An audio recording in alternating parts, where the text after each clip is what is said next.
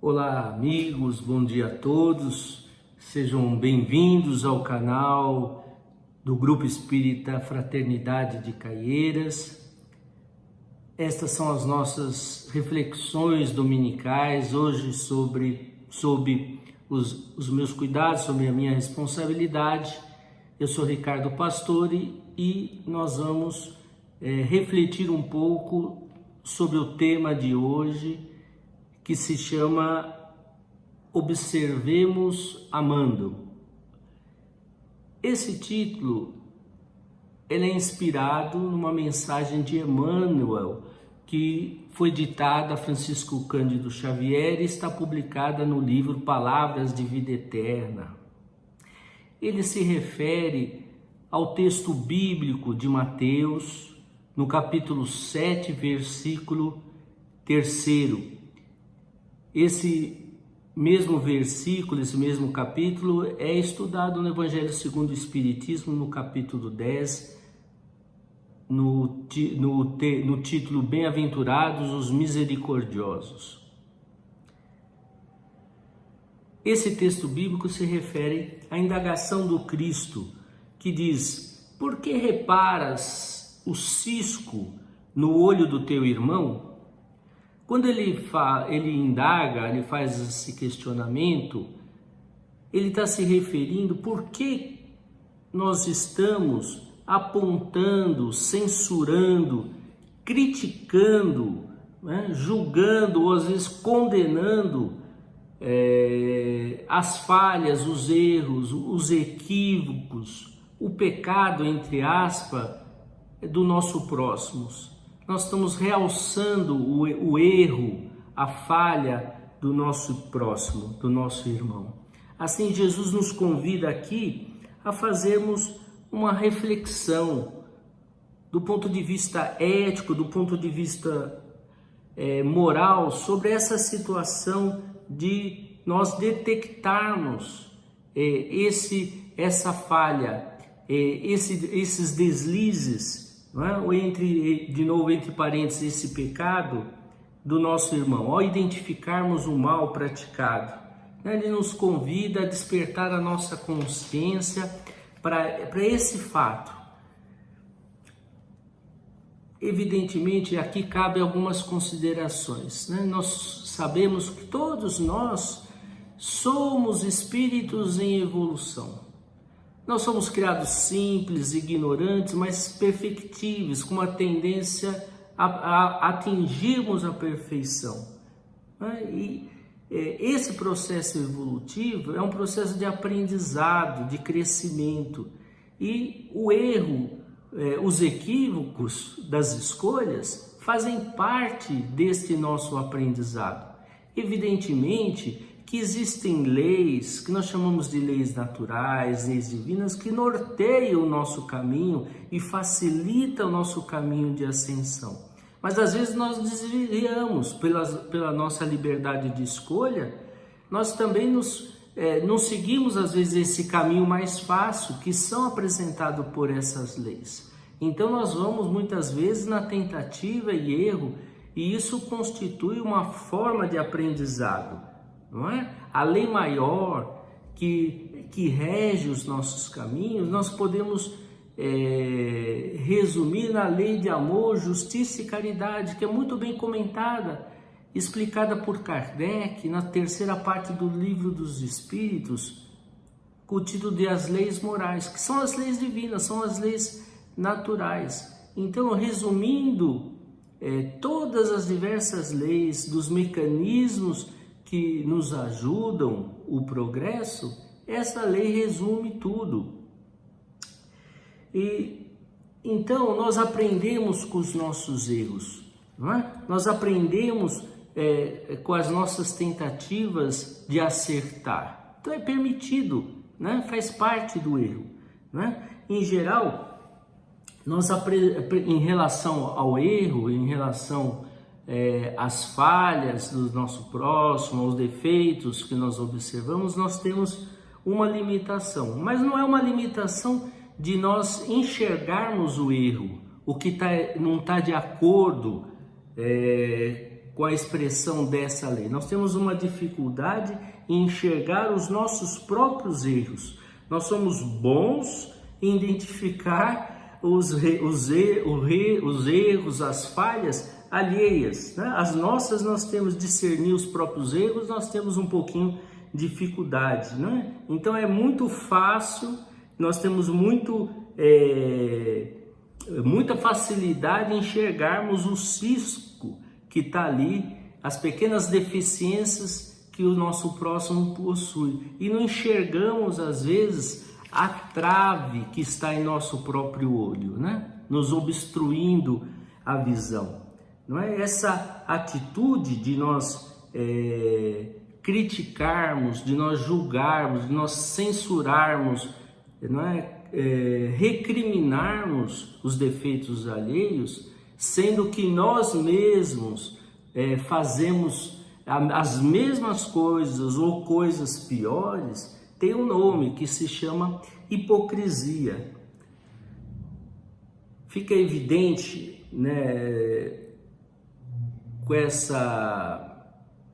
esse questionamento de Jesus, que se nós não tivermos, né, uma autoridade moral, não é? Qualquer movimento que a gente possa fazer, mesmo que nós tenhamos uma intenção positiva no sentido de evitar o mal, de prevenir o mal, se nós não tivermos esse respaldo moral, não é? Toda essa nossa atitude pode ficar destituída de valor, não é? Que antes de nós fazermos qualquer movimento que seja no sentido de alertar contra o mal que está sendo realizado, nós temos que tirar essa trave que existe em nós, não é? Nós temos que tirar esse poste que nos impede de vermos as coisas claramente, não enxergarmos as coisas que existem também em nós. É uma insensatez nós apontarmos, divulgarmos, às vezes minúsculos defeitos do nosso próximo, sendo que nós temos defeitos e valores às vezes distorcidos em nós mesmos. Mesmo porque, como está lá nas palavras do Evangelho, todos nós, quando julgamos alguém, quando fazemos esse processo, né? Quando julgar leva sempre a uma sequência, né? Quando nós evidenciamos nesse julgamento que existe um erro, que existe uma falha, nós caminhamos para a condenação e para querer impor uma penalidade, não é? E nós sabemos, como está lá no textos evangélicos, que nós seremos também julgados, como julgarmos na mesma medida, no mesmo peso que nós julgarmos o nosso irmão. Que isso faz parte da lei do retorno, não é? Nós sofremos os reflexos das nossas posturas, não é? E nós recebemos em sentido contrário os efeitos das nossas realizações. Então aqui nos cabe uma reflexão, não é? Sobre as nossas ações. Será que nós estamos julgando os outros com o mesmo peso, né? Com a mesma severidade que nós julgamos a nós mesmos? Será que nós não estamos condenando nos outros aquilo que nós perdoaríamos em nós? Somente em situações muito específicas é que nós podemos considerar que existe alguma vantagem em nós revelarmos o mal, apontarmos alguma falha, algum defeito do outro.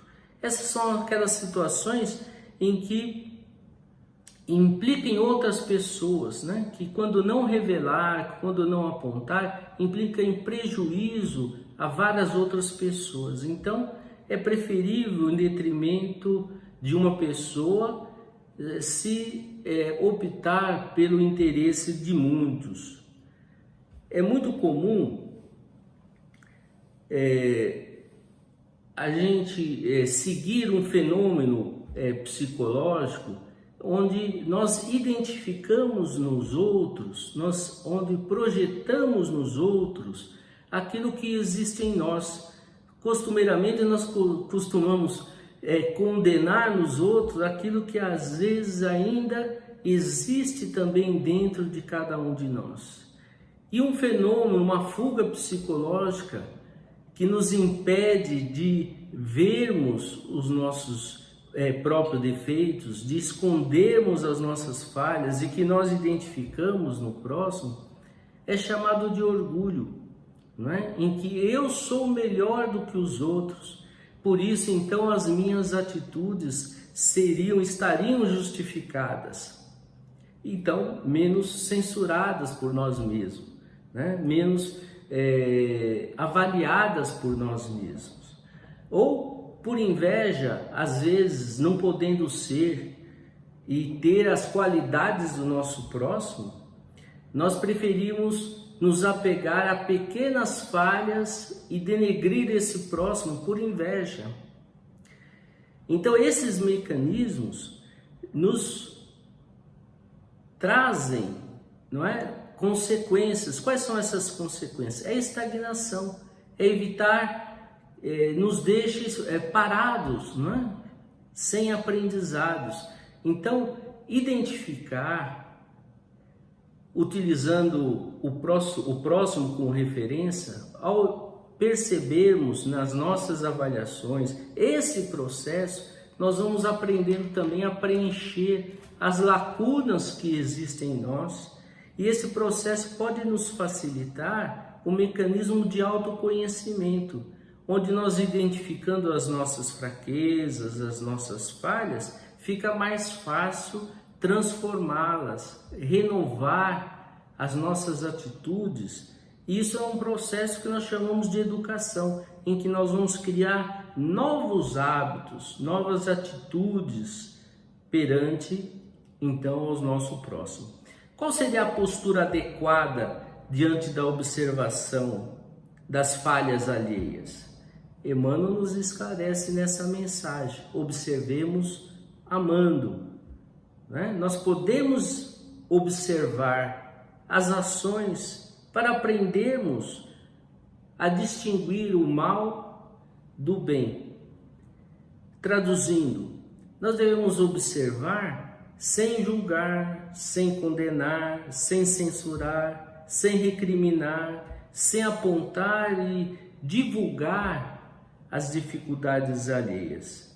Em resumo, ele está nos convidando a agirmos com indulgência frente às fraquezas alheias. Esse sentimento, a indulgência, é um sentimento fraterno, não é, que nos convida ao respeito, à tolerância, então, às dificuldades do próximo. É uma expressão também de caridade, não é? Porque a caridade é o próprio amor em movimento.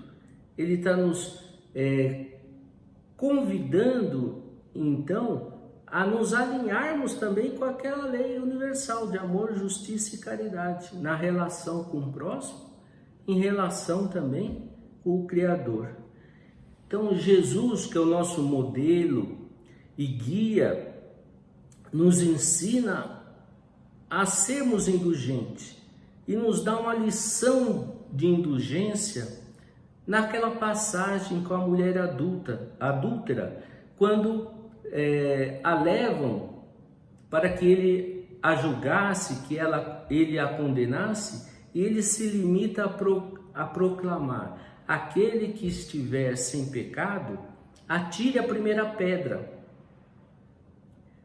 Como ninguém atirou, porque todos nós precisamos do perdão, todos nós precisamos da indulgência, porque todos nós erramos. Como ninguém atirou a pedra, porque tinha evidentemente registrado em si as mesmas deficiências, as mesmas fraquezas, Jesus pergunta: mulher, onde estão aqueles que te acusavam? Ninguém te condenou? Eu também não te condeno. Vai e não peques mais. Então, Jesus está nos mostrando aqui, ele não censura, ele não condena, ele não pede arrependimento, mas ele também não é conivente com o erro. Ele orienta, ele esclarece, orienta, dizendo na sua palavra, né? Vá, eu não te condeno, vá e não peques mais. Ele está esclarecendo, mostrando possibilidades, não é, da pessoa seguir em frente em seu aprendizado, não é? Que evitasse cair no erro, não é? Evitasse então o pecado, a falha, né? Então convidando a viver alinhado com a lei divina.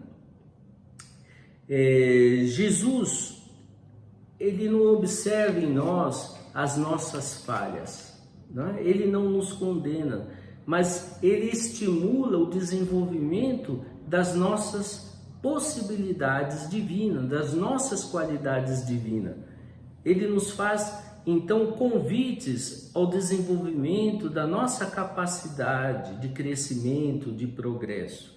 Olha quantas, diante daqueles que ele encontrou, não é, durante a sua trajetória aqui na Terra, diante de Pedro, que era considerado aos olhos de muitos como uma pessoa fraca, inconstante, às vezes irracível, ele encontra nas qualidades potenciais dele, estimulando e orientando, e Pedro desenvolve a qualidade de sustentáculo, de base, de pedra angular para a divulgação do Evangelho.